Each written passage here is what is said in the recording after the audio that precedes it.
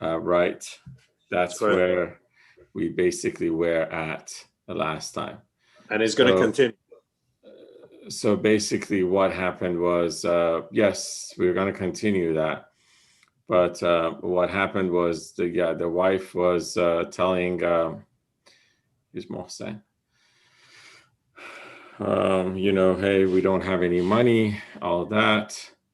And the husband was, hello, Hello. Mohsen. So the husband was saying that, I'm all about, contentment, or I forgot the word that Mr. Rasul, you suggested a word, which I forgot. Oh yeah, destitute. Destitute. And so he was basically just bringing a lot of,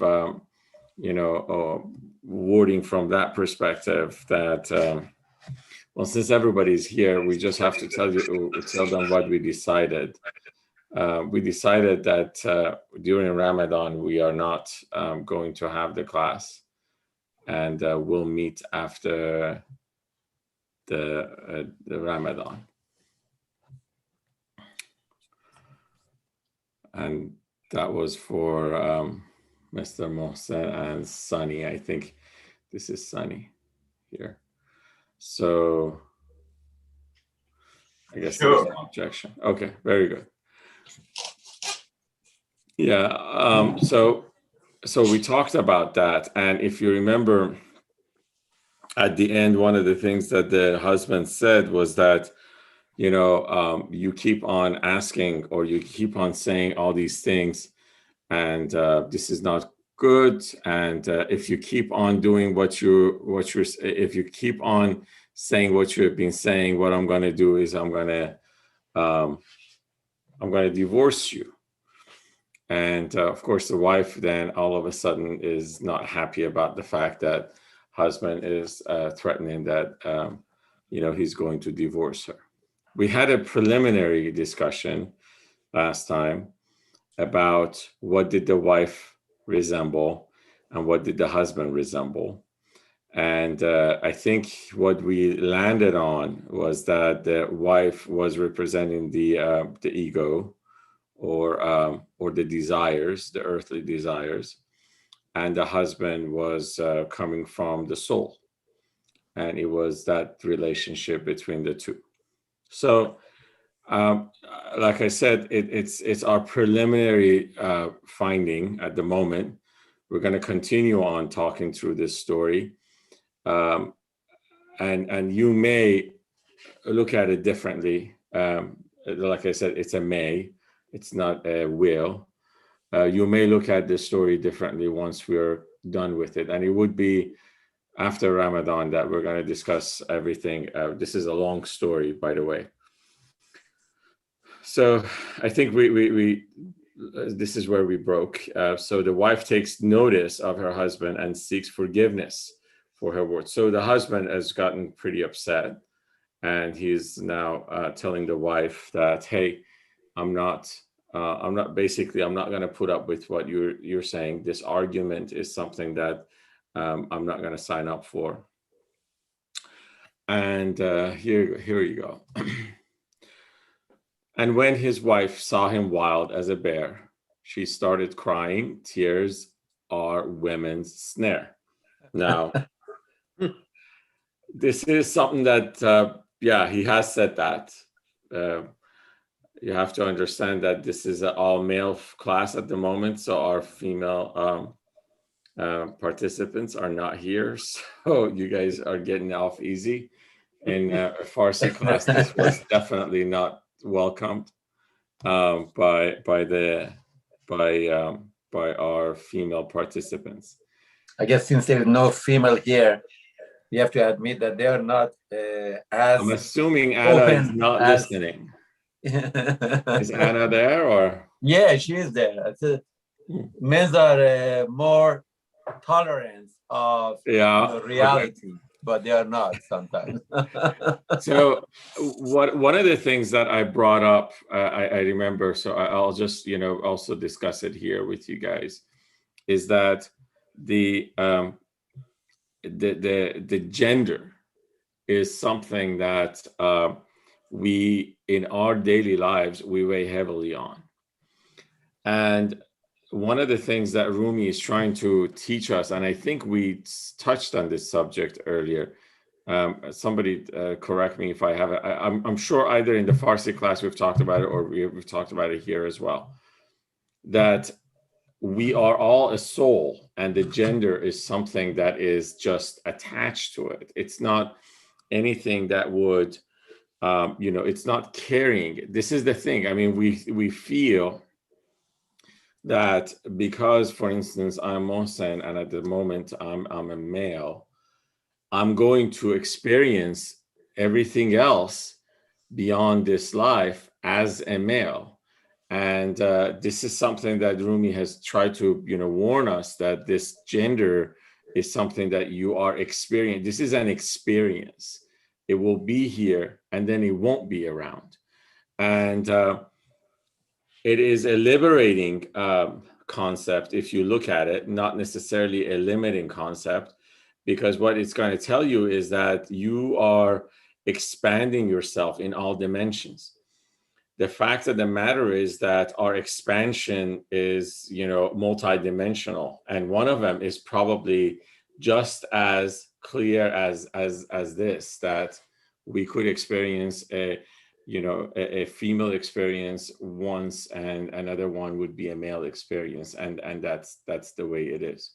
So in here, what he's talking about is, of course, something that everybody else kind of alludes to, that women tend to break down easier, they get emotional and so forth. And what the real meaning behind this statement is that you need to see what's behind, or just what you see is not always what you actually have to believe, regardless of the gender.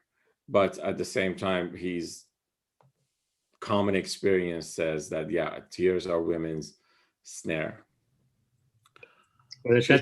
Yes. That's how they snare men, though. Well, men also do, don't they? Well, when you said that, the first thing that popped into my mind is that when women cry, they can manipulate men. Exactly. That's basically what it is. And I want to say that men tend to also manipulate in other ways. I mean, it is partly this last statement that he refers to here, where he says, "Stay silent, or I'll take this seriously and leave behind our home immediately." This was a manipulative threat. I mean, it's not just that the women are, perhaps, I mean, again, we're supposed to look beyond this form. But if you're just only going to look at it from a perspective of, actions and acts, men and women kind of fall in the same category. It's in different forms and actions, right? So men use that divorce as a major manipulation tactic all the time. True. Not these days. This is for all days. Well, no, even nowadays, correct. Nowadays, the manipulation tactics are different.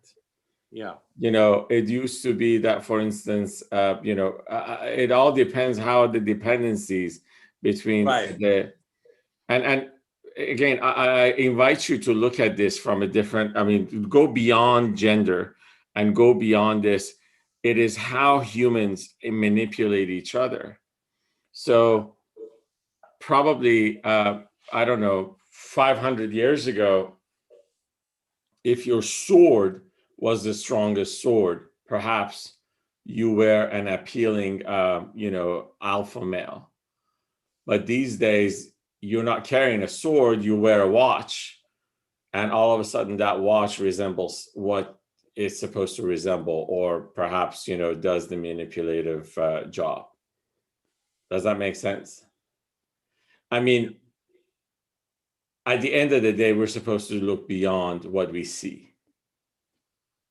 Okay.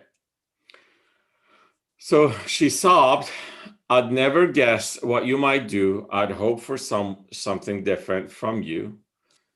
With self-negation, she came to his side. Now, she's basically pretty sorry about this.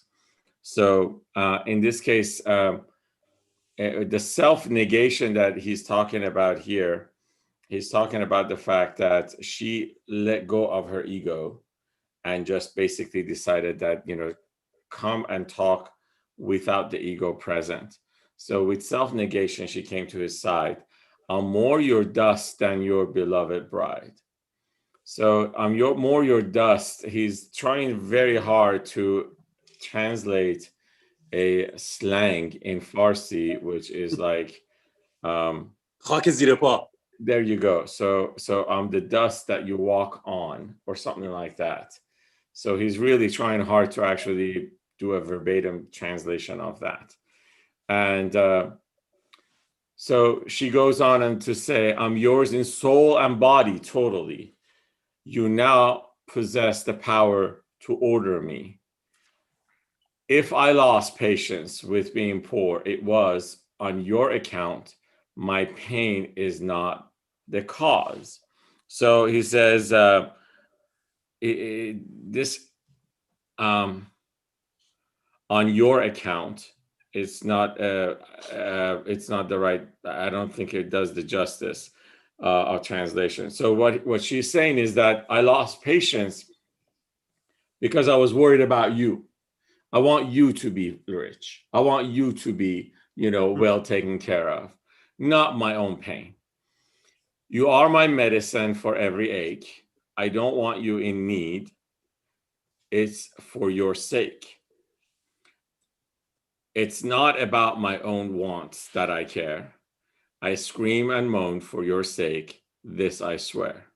By God, for your sake, you will find that I would sacrifice myself. For you, I would die. Would that your soul, which mine's devoted to, could know that my soul thinks my honest view. And so in this case, she's basically now kind of putting him, it starts a little bit of a guilt trip on him too, that, hey, could you have known exactly what my true intention was? Since you thought very badly then of me, of soul and body, I long to be free. So it's saying that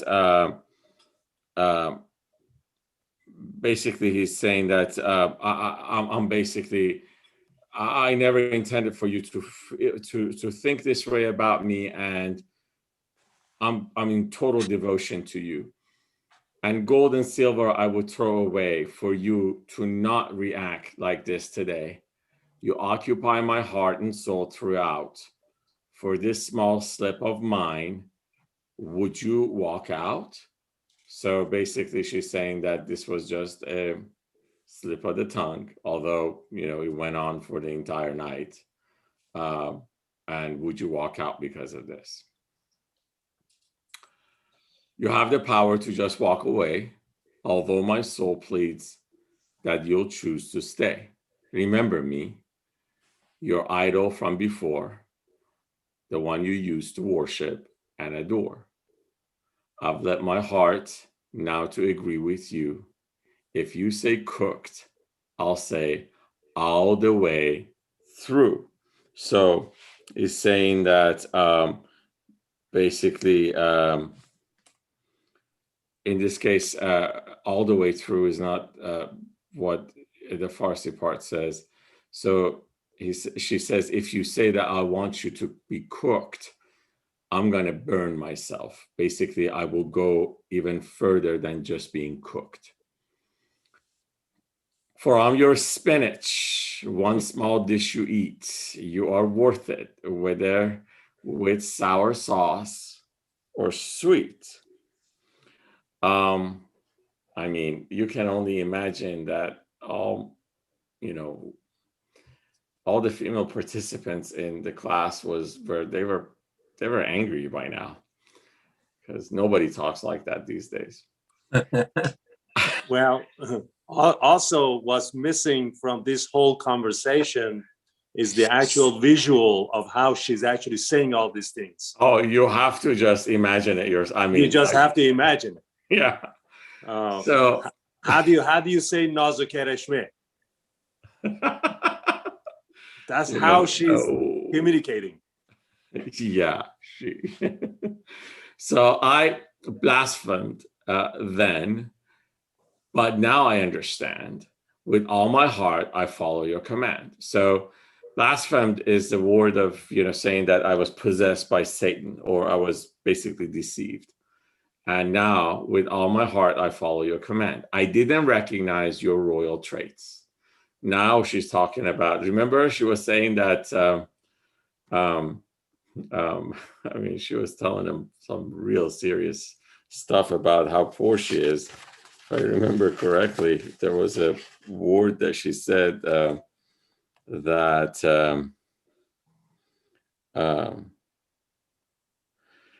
she said that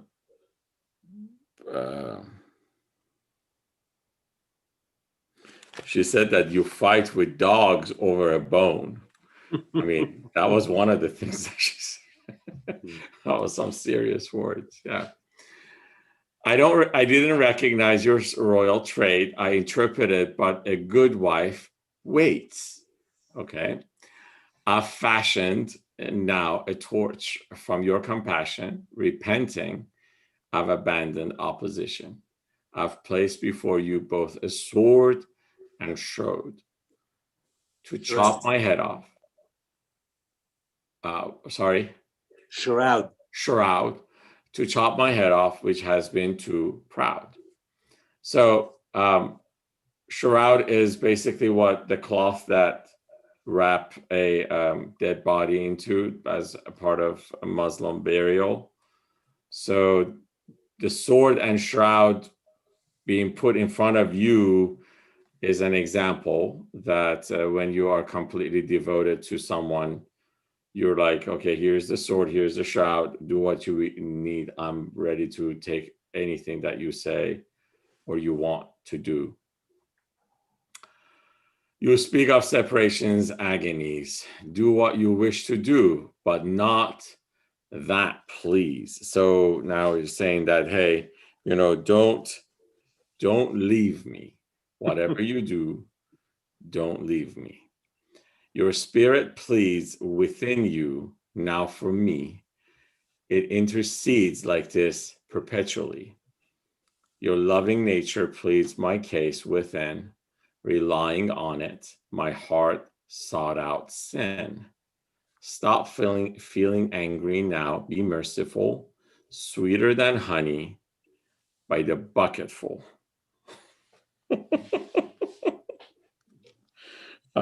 So Mohsen, basically, can I interrupt you for a second? Yes.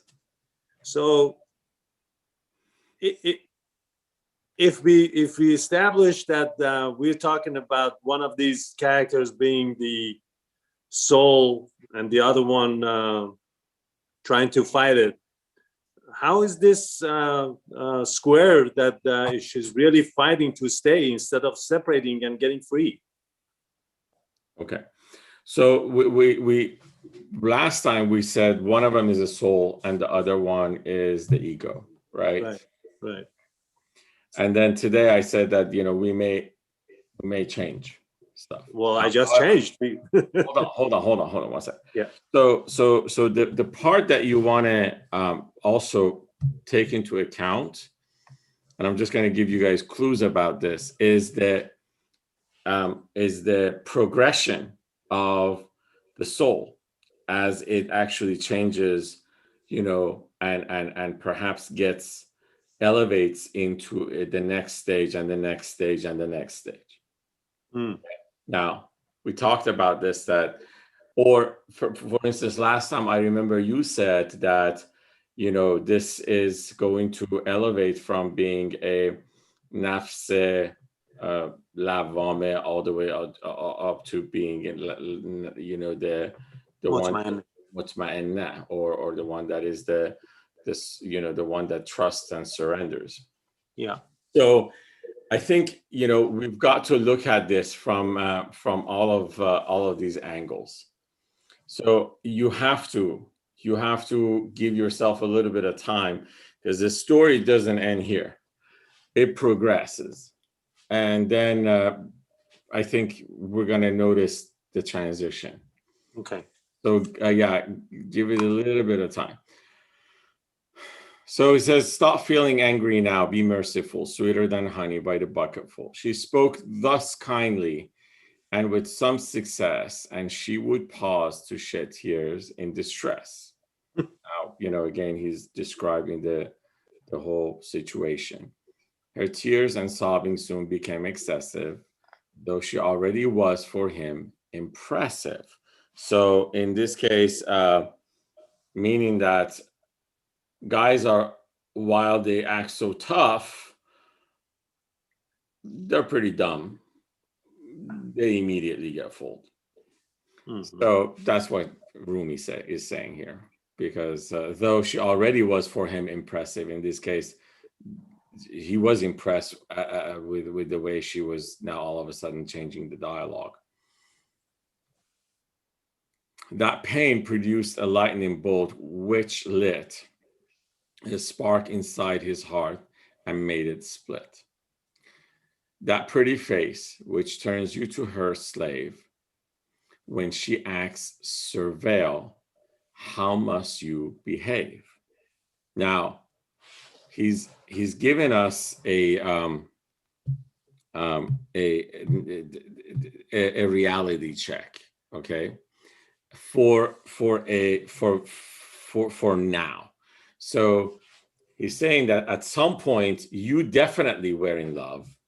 You definitely felt that she was all worth it, and you gave her everything, and you worshipped her. So it says that pretty face which turns you to her slave, when she asks surveil, how must you behave? So in this case, that, you know, if she starts to then, you know, giving you even further submission, how do you behave about that? How do you react to it? I don't know if I'm actually making the right. I mean, if you guys can understand what the translation is.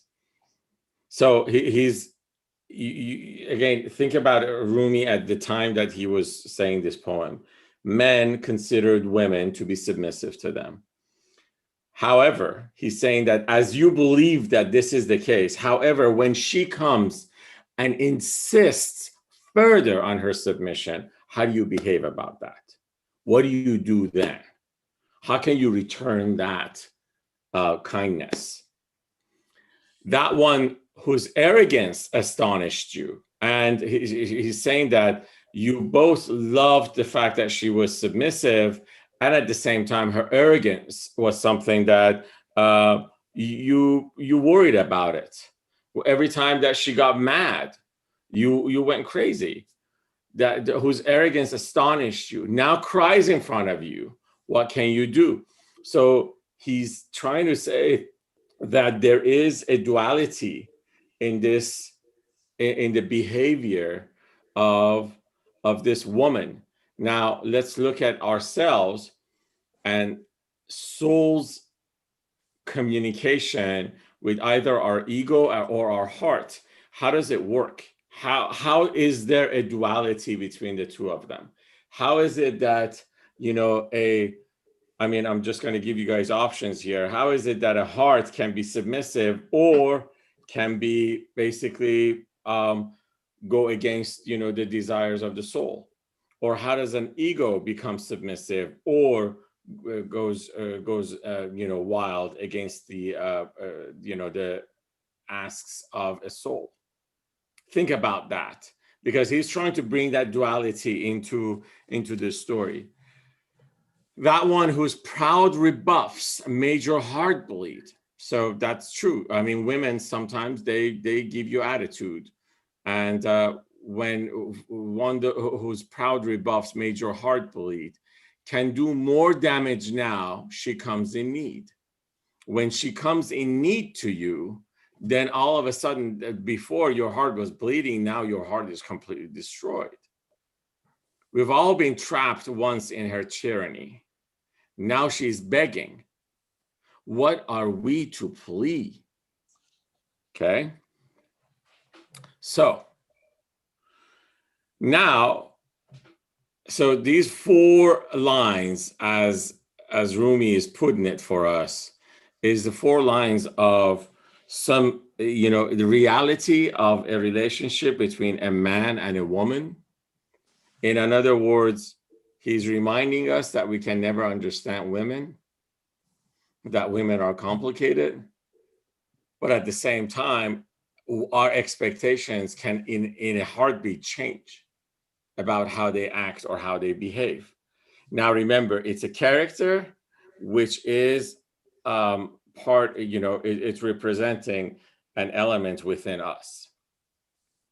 Now, he goes a little further now, and he's now bringing this,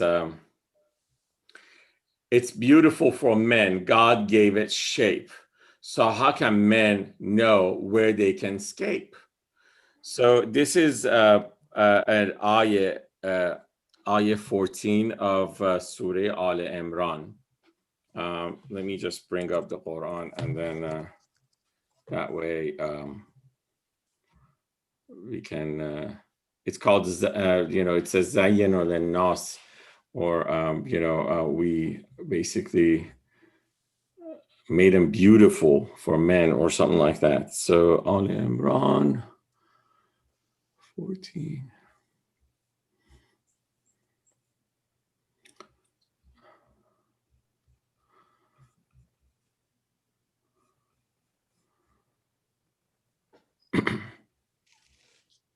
So in here, زُيِّنَ لِلنَّاسِ حُبُّ الشَّهَوَاتِ مِنَ النِّسَاءِ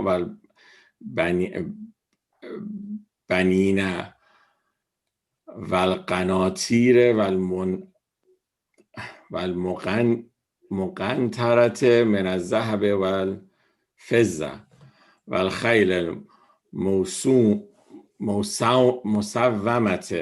وَالْأَنْعَامِ وَالْحَرْثِ ذَلِكَ مَتَاعُ الْحَيَاةِ الدُّنْيَا وَاللَّهُ عِنْدَهُ حُسْنُ الْمَآبِ. Fair in the eyes of men is the love of things they covet. Women and sons heaped up hoards of gold and silver, horses branded for blood and excellence, and wealth of cattle and well-tilled land. Such are possessions of this world's life, but in nearness to Allah is the best of goals. Now, Rumi is referring to this ayah when he says that it's beautiful for men as it's been created. Okay, so it's beautiful for men, gave it shape. So how can men know where they can escape? Now, so how can men know? So he is consoled by her. She was created. Can Adam then from Eve be separated? Now, this part is ayah 189 of Surah A'raf.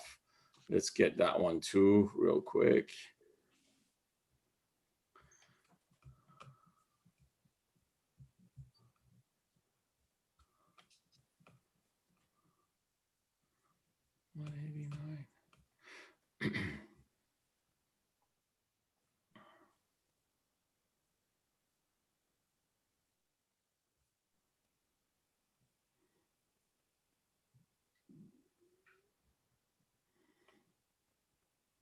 Okay, so 189 says, it's he who created you from a single person and made his mate like nature in order that he might dwell with her in love.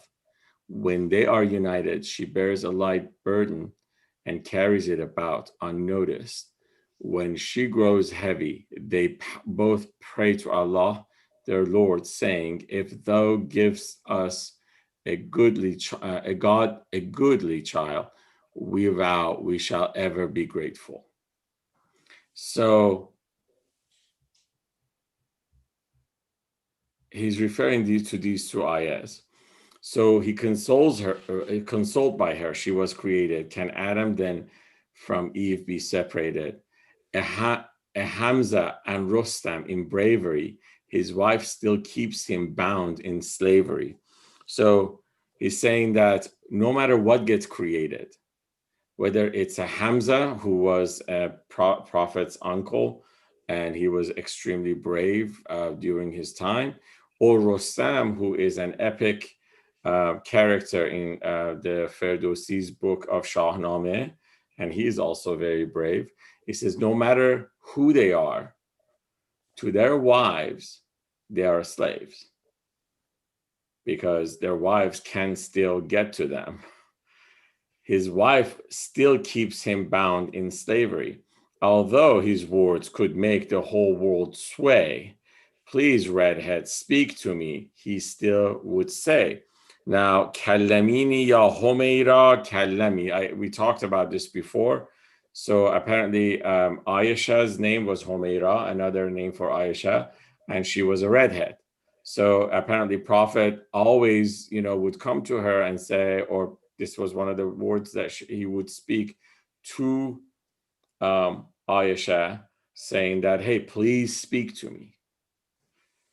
Water puts out flames, which winds just fan, but boils away when heated in a pan.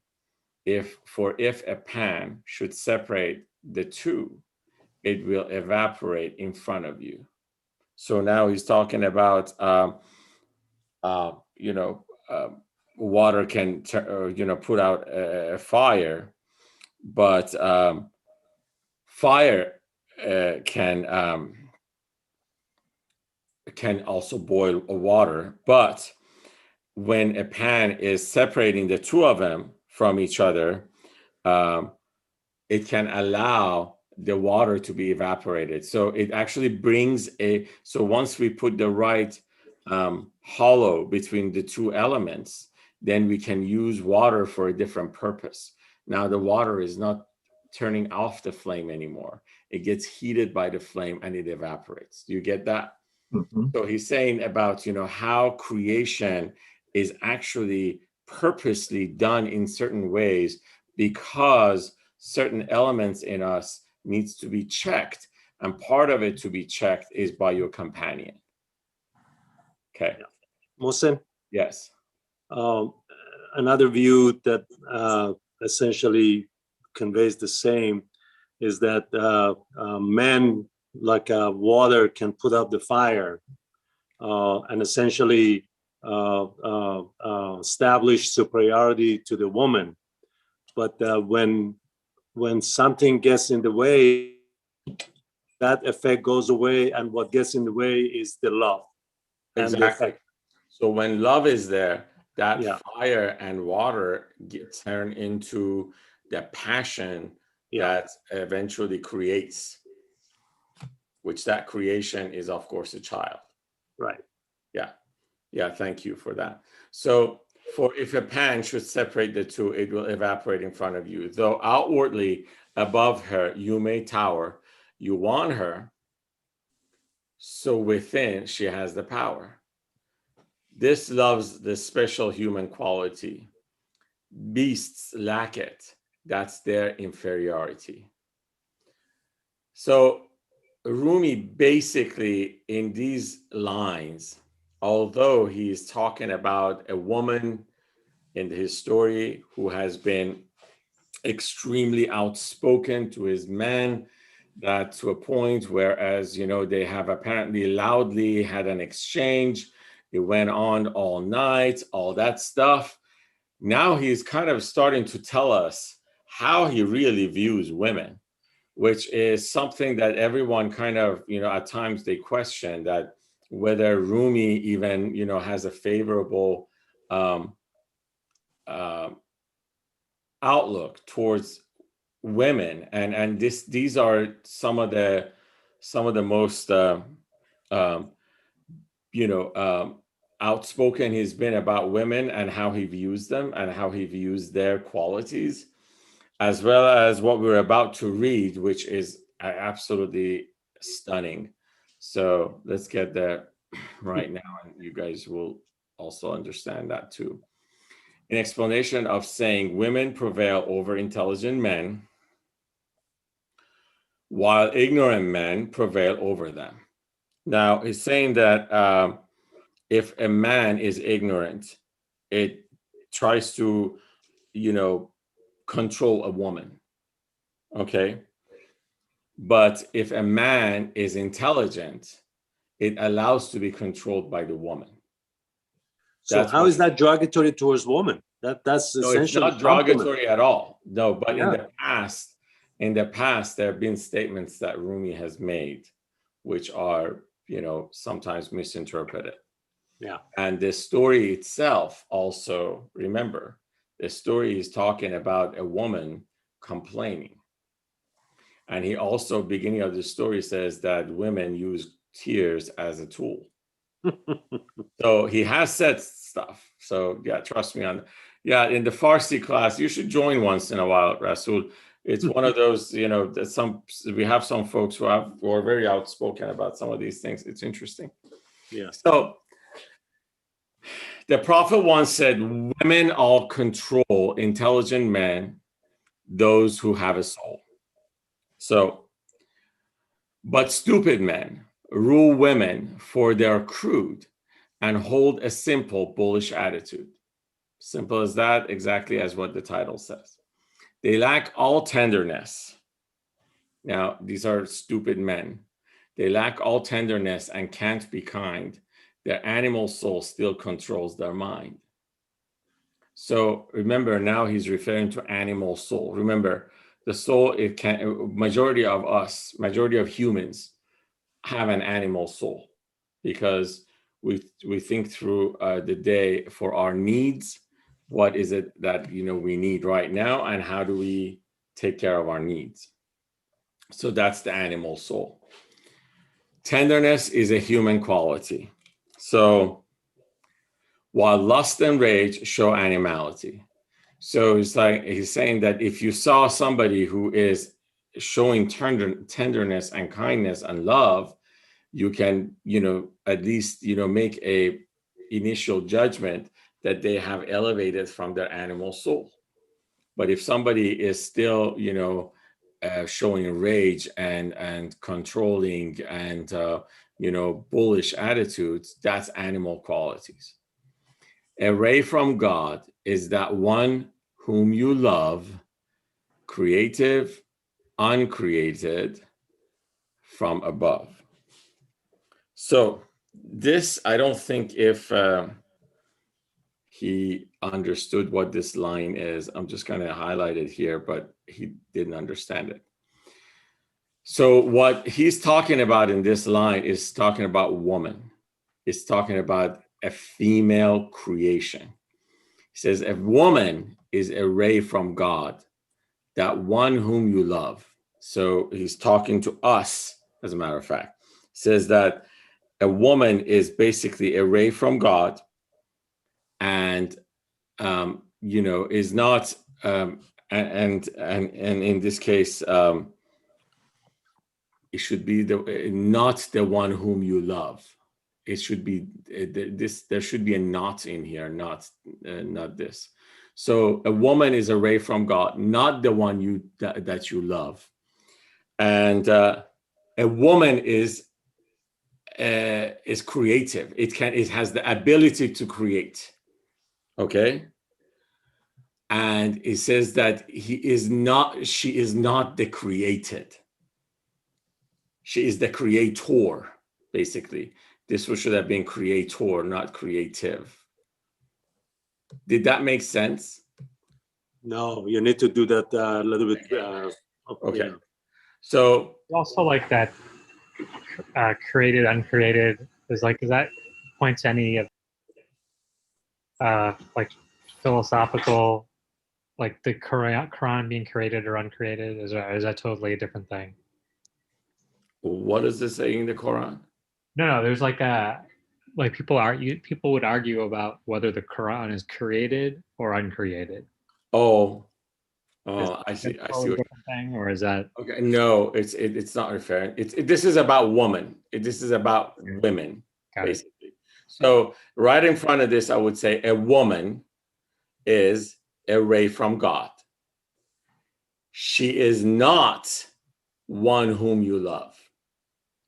So basically, what he's trying to say with the first line is that she is way above you, which you pretend that she is your lover.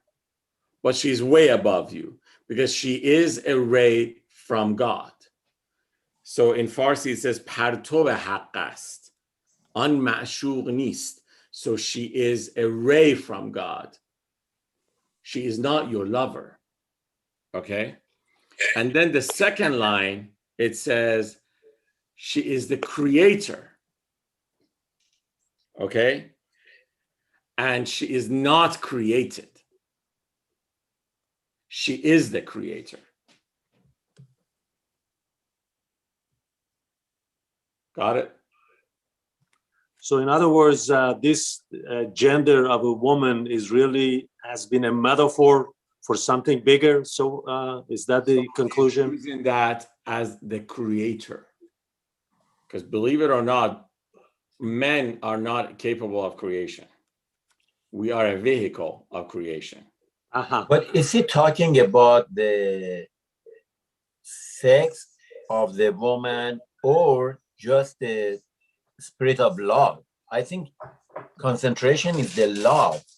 But he wants to say that, of course, we, for example, love the woman, but he wants to say that what we love is not the person, is God. So the Farsi, I may be wrong, but the Farsi words, especially when it says that, because he's talking about creator and creator and created, okay, that kind of puts it in the different category. It brings it to some kind of a duality element. Remember, it's the duality that you need in order to create.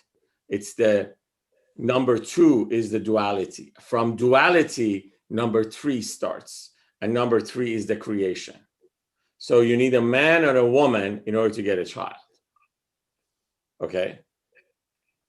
So he is now coming in and saying that this element, a woman, that you have been looking at it from a perspective of a gender, first of all, Prophet has talked about her or in this way. Prophet also used to be completely, not completely, but he used to, be affectionate towards his own wife. And he would talk to her as, hey, why don't you come and talk to me? Kallamini ya Homira kallami, right? yes. So he is bringing gender into this discussion. That's why it's a creation. It's the element of the creation and why a woman was created.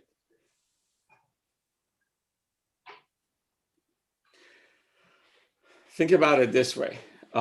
Even when we're talking about, because when we're talking about Adam and Eve, we say that God created Adam. And then he created Eve, they say from a rib or something like that. Many philosophers, when they are, arguing about, why was, and they use that as a submissive thing that, Eve was created from the rib of Adam. So therefore women are submissive to men. Okay. But the reality, Christianity, of course. In Christianity, and I thought in the Quran it was also no. In Quran doesn't have a gender. It's created, but it was created from the rib. Yeah, but it doesn't say that it was a man that created the woman. There is no gender. There is no gender. We don't know. The first is female or male. He said he created Adam. Adam is, Okay, and then son, and God created a companion. companion, exactly. There you go. And the Exactly. companion from the ayahs that we read is there for Adam to enjoy, procreate, and all that That's stuff. correct. Yeah. Right? Yeah. So Right. there you go. So it is a female. I mean, however you want to look at it. Yeah. Okay. Now, what Rumi is now looking at is that we say that we were created in the image of God, right? And then, however, in order for this image of God to be fully realized and fully completed, it needed another image.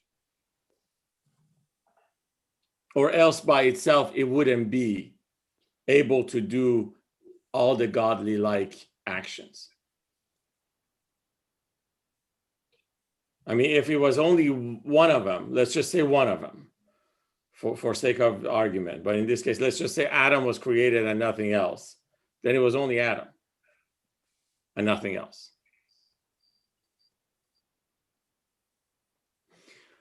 The duality of the creation of men and women, if you look at it, it brings in many different aspects of understanding ourselves and the purpose of our lives.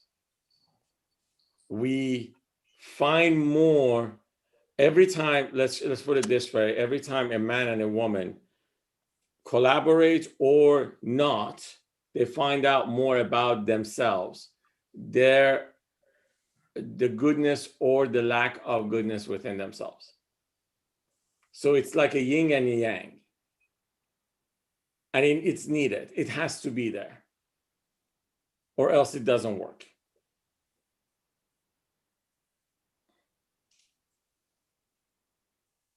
Okay.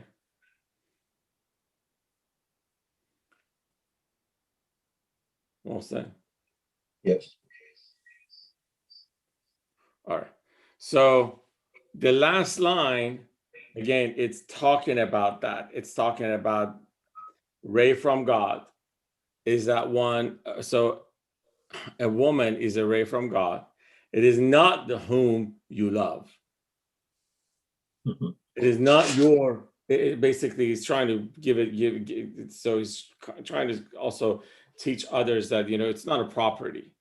It's not something that actually belongs to you. You have to treat it with tenderness. You have to treat it with respect. She's the creator, and she's not the created, and she's the creator from above, because she carries that vehicle for you.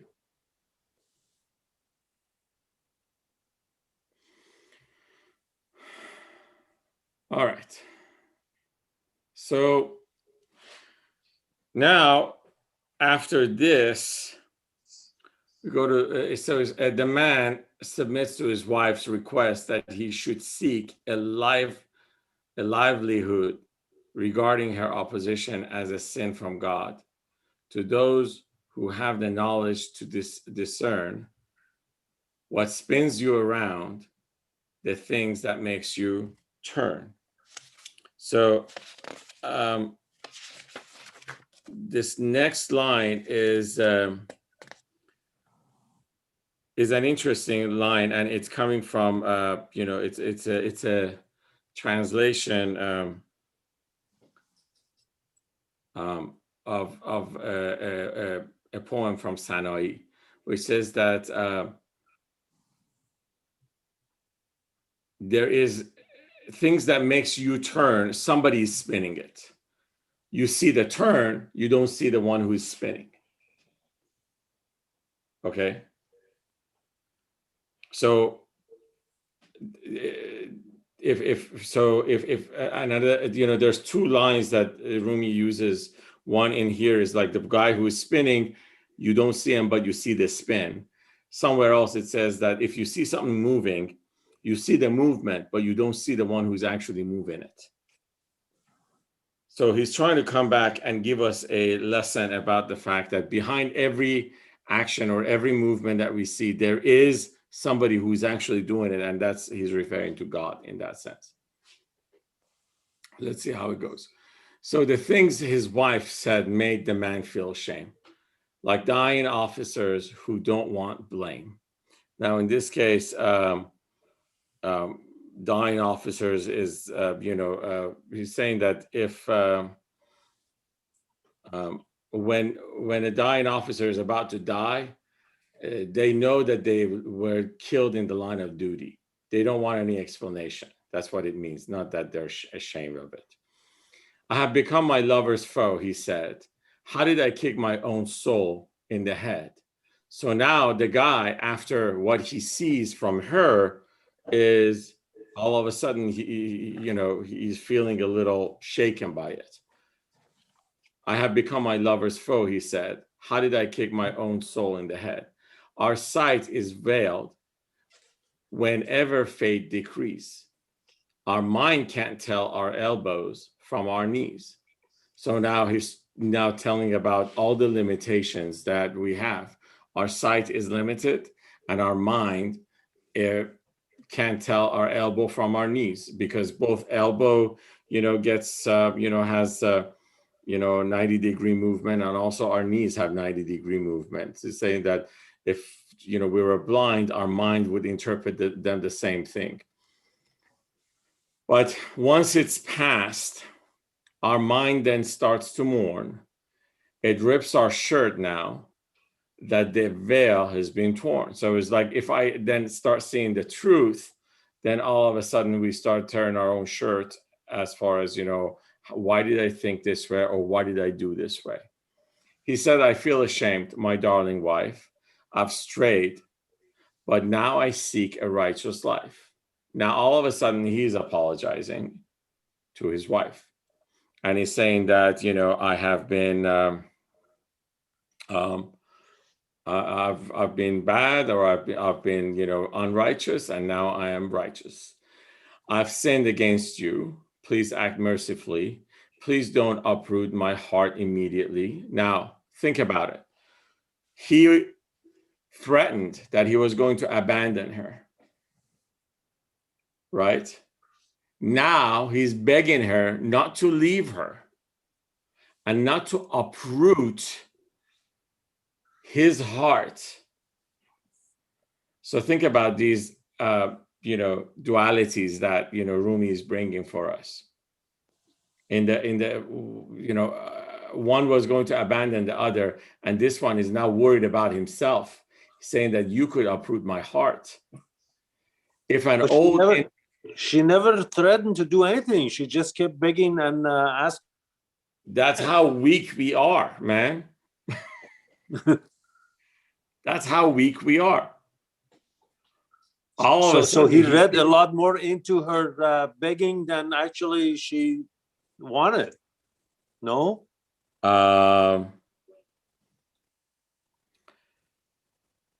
So again, I want to remind you of what Rumi said in the previous story. He said that somebody who you have been trying to control, if she comes and gives you full control, what would you do? Without you asking, how would you react? If the one that you have always wanted to be submissive to you, she comes in total submission, how would you react? And what he's trying to say is this: our actions and reactions, now think about it from a human perspective, our actions and reactions are dictated by our false emotions that are derived from our needs and desires of ego. So the needs and desires of ego derives how we speak and how we talk. Now, all of a sudden, if somebody comes and completely disables my ego, completely disables me from all the beliefs that I felt had any meaning, what would you do? You realize that your connection was beyond what your ego had led you to believe. So he's having that epiphany all of a sudden. And that's why he's saying that, wait a minute, I've sinned against you. Please act mercifully. Please don't uproot my heart immediately. If an old infidel feels as I do, once he repents, he is then a Muslim too. So be kind, be gentle. I went over. It wasn't you. I did it. So now think about exactly how these two characters, if we're going to look at it from a, ego, heart, soul, if we're going to look at it from those elements, let's look at if they exchanged places or if they're still the same. That's something for you to think through, and we're going to get to that discussion in a minute. Through love of God, who's kind and generous, all of existence feels delirious. He's loved by faith and infidelity. Copper and gold both serve the alchemy. This is a very powerful statement. He's loved by faith and infidelity. Copper and gold both serve in alchemy.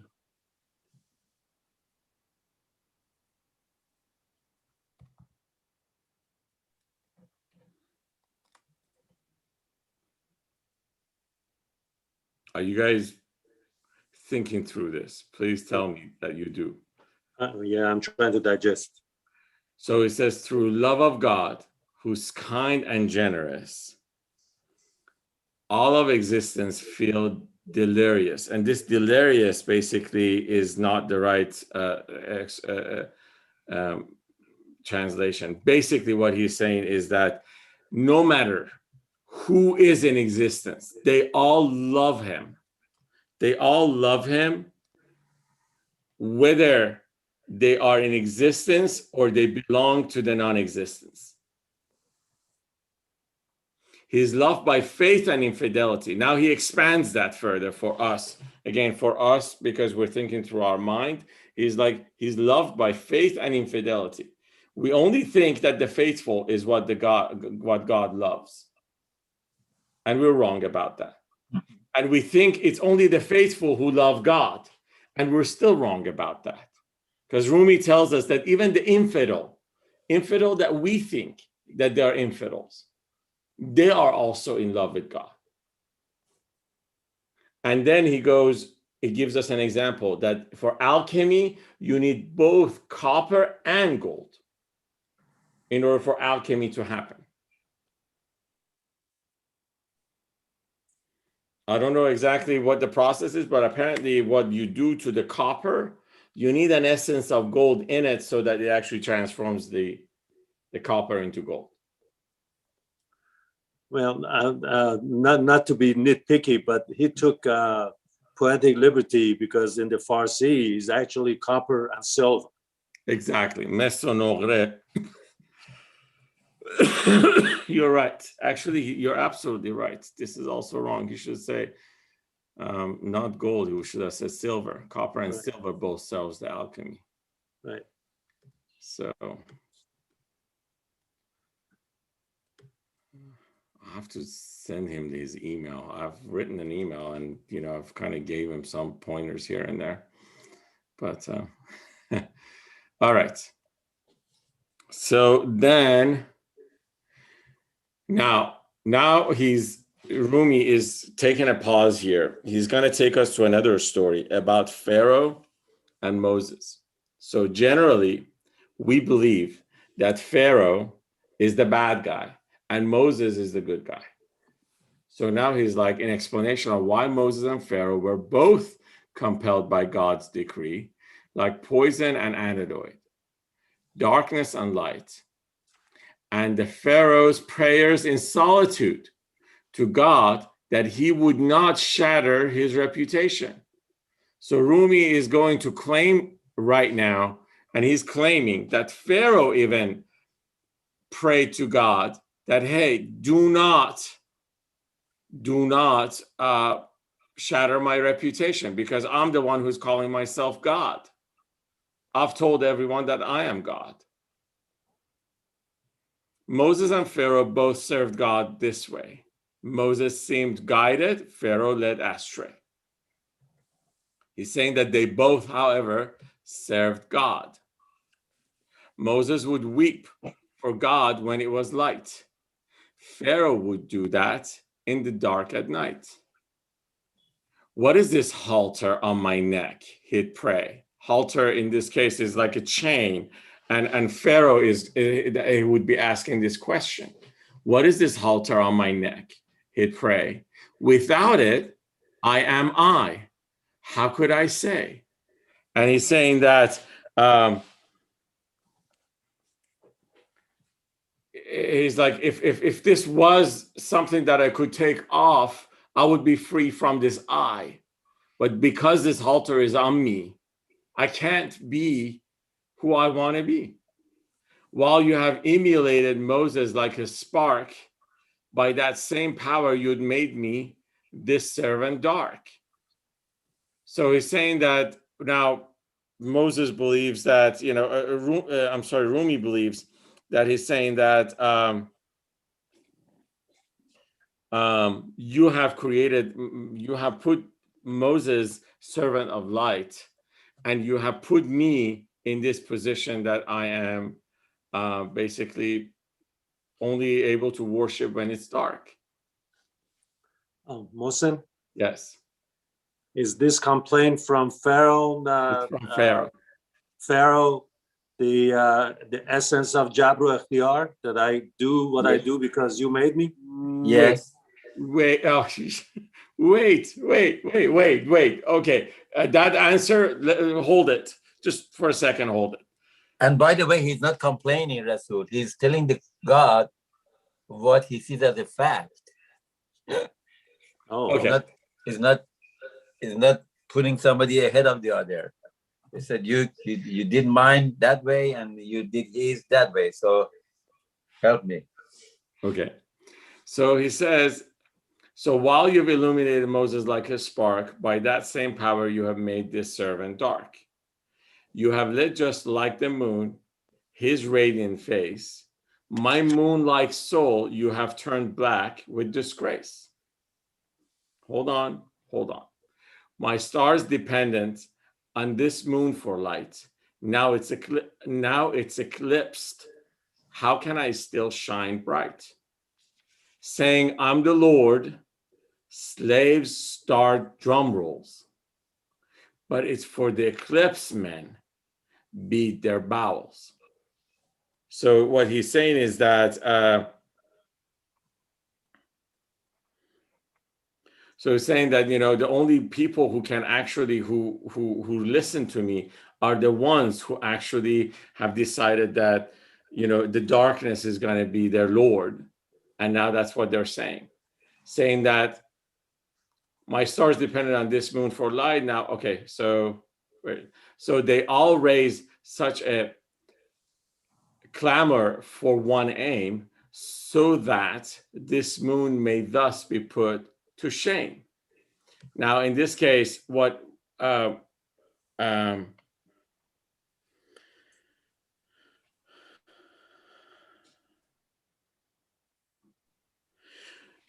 people who worship me, and in this case, they're worshiping the dark side. So there's a light side and the dark side. Both of them are created by God. One is the one that is with Moses, and he is basically not bounded to anything. He can worship when it's light, and he can worship when it's dark. The other one is on the Pharaoh side, which he can only worship God when it's dark. But when it's light, he can't, because he's bounded by what he has created for people who are following him.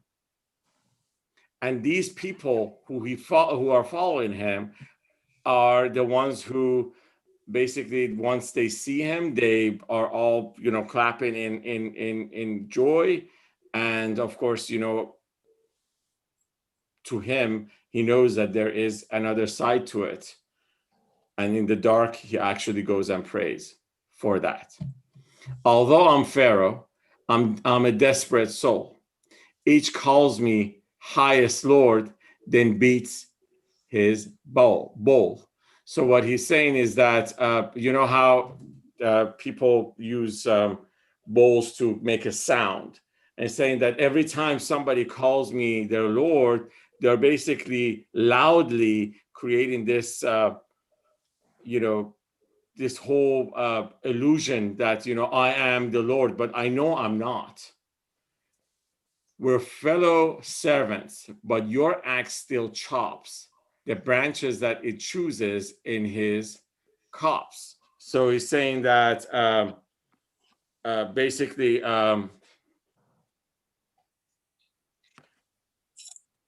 me and Moses were both coming from the same place. In this case, he's saying we're fellow servants. He's referring to we as him and as himself and Moses. He's saying that, but your axe just chops what you feel like you want to chop. And in this case, I don't get to choose what you want to do. Then joins a branch back to its trunk once more, while other branches is still just ignored. So it's like you chop things and then you join them back in to create other stuff. And I have no say in that. But over your axe power, each branch lacks. No branch has yet escaped this ruthless axe. Yes, this Mohsen, axe is what you're saying. Mohsen, can I interrupt for a second? Yeah. In here, where it says that we're all trees, and you cut us all the way you wanted with your axe, but then you take some and you planted on other trees and make them grow, and others you just leave it alone. Yeah. What he's trying to say that is not my fault, in a sense that you elevated Moses to learn and become holy. True. And you left me be in the dark. Is not my fault. So yeah, so far that's what he says. Yes. I'm not disagreeing with you. Okay. Yeah. So let's read the rest. Since your axe has the power to dictate, would you please make all crooked things now straight? Can you do that? Pharaoh said to himself once more, how odd. Do I not pray through the night to God? I am meek in secret and in harmony. When I reach Moses, what becomes of me? And in this case, when he says, when I reach Moses, because during the day, that's when he was seeing Moses. And says that, well, when I'm at night, I'm at harmony. I'm always praying to you. Well, what happens when I see Moses during the day? What happens to me? Okay.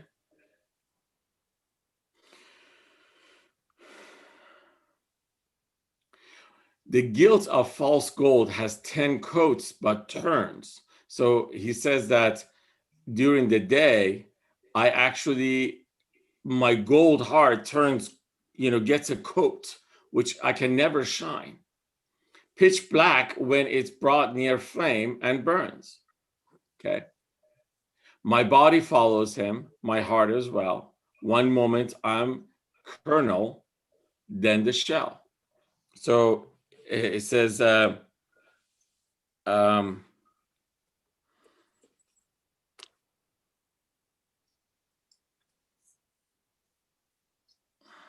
bad translation again. So his question is this: I'm meek in secret and in harmony. When I reach Moses, what becomes of me? The guilt of false gold has 10 coats, but turns pitch black when it is brought near flame and burns. Then he answers himself in this line. He says, no. I mean, there should be a no in here. My body follows him, my heart as well. Basically, he's now trying to tell himself that he follows God no matter what. Okay.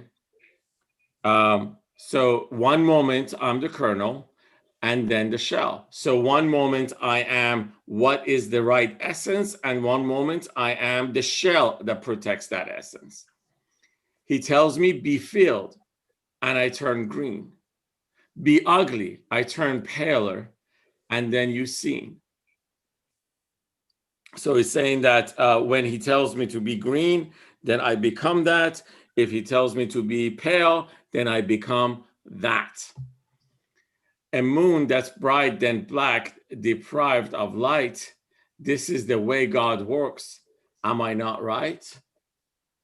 Now in here, this is basically, I think, the question that all of you guys are asking. He's saying that this is all work of God. There is no other, excuse me, there's no other way to look at this. Thank you. Before be and it was brings his decree, we turn in place and placelessness so free. So he's like, remember, be and it was, is that ayah which was kon fayakun or kon fakon, or be and become and it would become. So he's like, before there was a kon fayakon or kon fakon or be and it was, brings his decree, we turn in place and placelessness so free. So it's like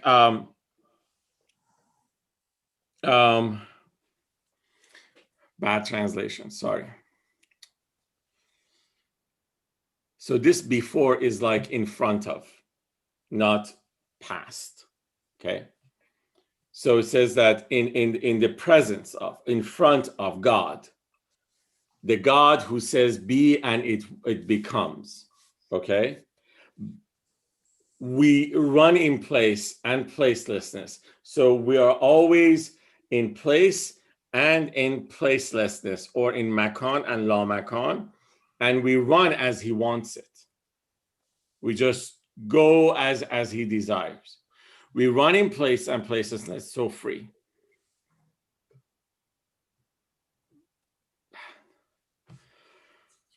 Once color has hemmed colorlessness in, two Moseses they're wearing, then begin. So, oh God, bad translation. So again, what he's saying in here is,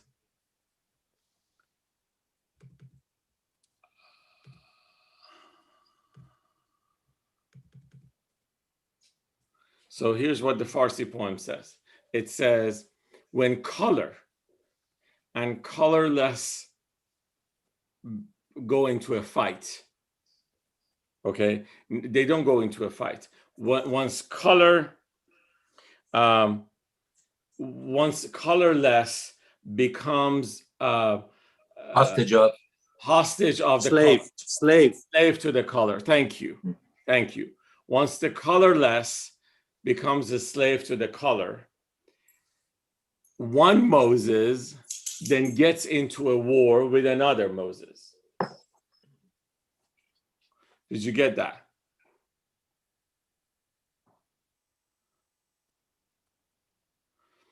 I think it's talking about, again, our ego fighting our personality sometimes.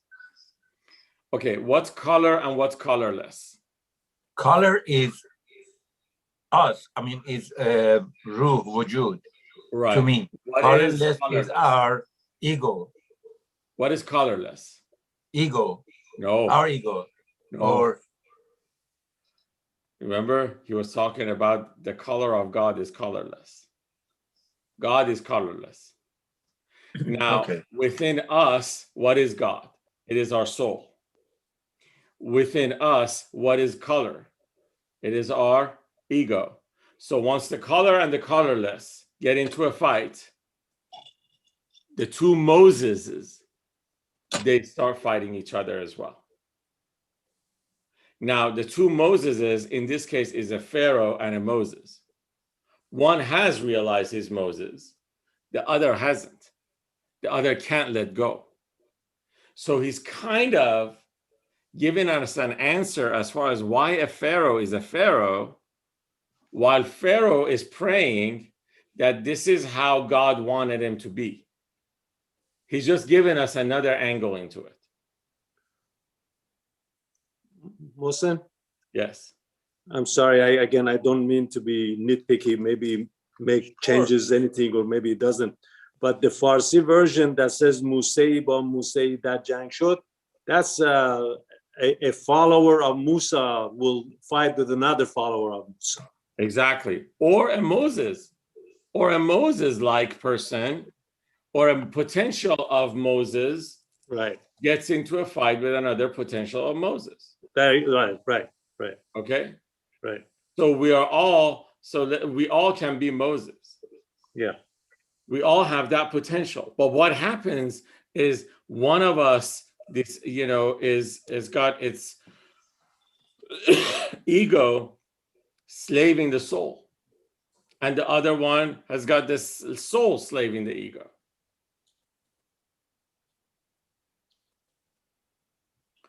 So when colorlessness is acquired again, Moses and Pharaoh even make peace then. See? So when we actually regain what actually everything, the control of our ego, then Moses and Pharaoh are in peace. If doubts come to you still about this state, how can this point be free from all debate? So it's like, if you're still having doubts in this state, in the Farsi part, he's referring to color. Says that's because you're still attached to color. So this is also a bad translation. So if you still have doubts in this state, in what basically what he is described, is that's because you're still attached to colors. And that's why you can't debate this. Colorlessness to color, that's the wonder. And how they should begin to fight each other. Oil is made out of water, isn't it? So why then oil? Why then is oil water's opposite? Now he kind of gives us a little bit of a thing to kind of contemplate for ourselves. That, all right, both of them are liquid. That's what he's trying to say when it says made out of water. They're both in a liquid form. If they're both in liquid form, why is one completely separate itself from the other? Why does that happen? If you should try to mix them, you will see that they will keep apart so stubbornly. Since rose and the thorn belong together too, why then is constant fighting all they do? Is it real war or wisdom in disguise? Like donkey sellers fight just for our eyes. So this is basically where he is going with all of this. He says that we see all these opposites and we think that it's a war between these things. But what he's basically saying is that, no, this is a wisdom in disguise. All of this is for us so that our eyes, or our, inner eye opens up. The expression of donkey sellers is talking about when you go to the bazaar in, back home, and, people were selling horses or donkeys. They would fight with each other over a donkey just because they wanted to get you to buy the one that they were fighting over. They would kind of pretend that donkey is the best donkey ever. He's saying, is it that? Or yes. Can I take you on a tangent for a minute? Sure. Can you bookmark here and go to line 691 of this book one? It explains Yes. It explains in there the notion of this color and colorless. There you go. That's when we discussed it. Yeah, 691.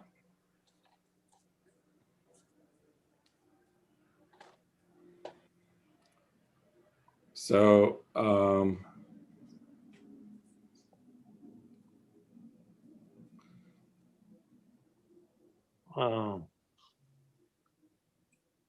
yeah, like one expansive whole was our past state, beyond one could not differentiate.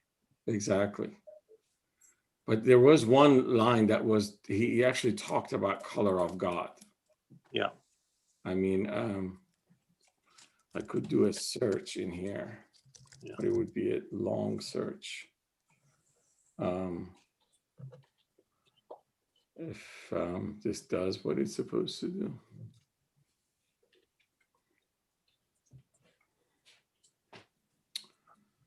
Working on it.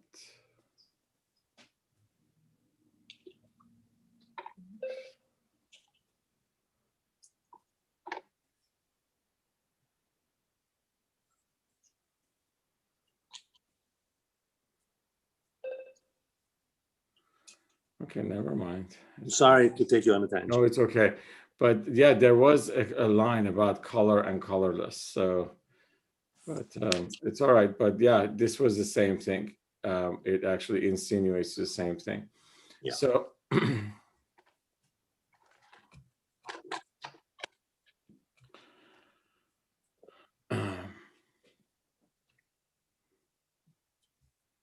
Yeah, you were at 2480. awesome. Thank you. Yeah. There you go. So he says, all right, so he's saying that so remember, he brought some dichotomies to our attention, you know, oil and water, rose and a thorn. And he goes, is it real war, or is it the wisdom in disguise? Is that? And then he says, or neither, just confusion for our mind. It's like, maybe this is neither of them. It's not wisdom in disguise, nor something for our eyes. It is just our own lack of understanding, because our mind has a limited ability. The treasure in this rune one might find. So he's kind of letting this for us to discover for ourselves, whether this is wisdom in disguise or whether it is a shortcoming of our mind. Okay. Your treasure with real treasure you confuse. Such thoughts mean that real treasure you will lose.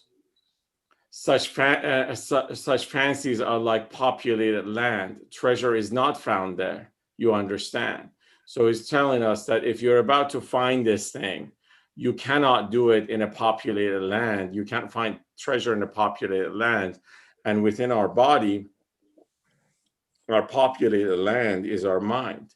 It's populated with thoughts.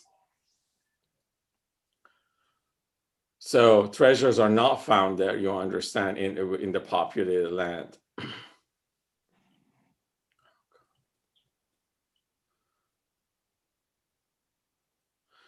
Such settlements are filled with life and war, none being felt such a shame at what it saw. Being did not try fleeing non-existence, but it sent being home despite resistance.